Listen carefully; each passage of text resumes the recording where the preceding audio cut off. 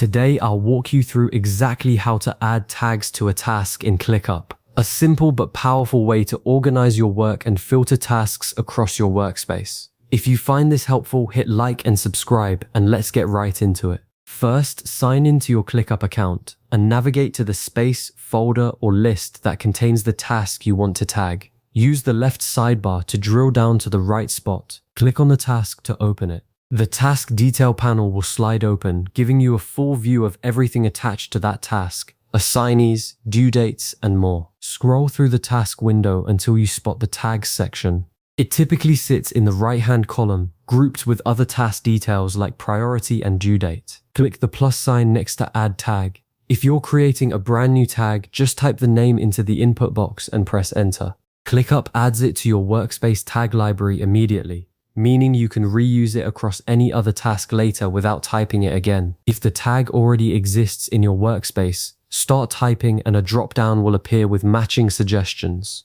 Simply click the one you want from the list. No enter key needed. One of the best things about tags is that you can stack several on a single task. Go ahead and add as many as you need. You might combine something like urgent with client-facing, or in review with design.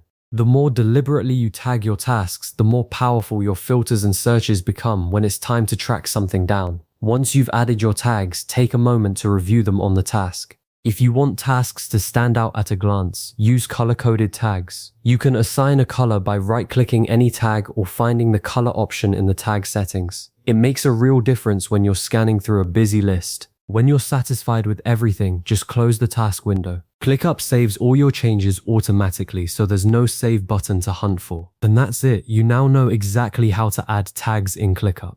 It's a small step that pays off every time you need to filter, find, or report on your tasks. Thanks for watching. If this was helpful, leave a like and subscribe, and I'll see you in the next one.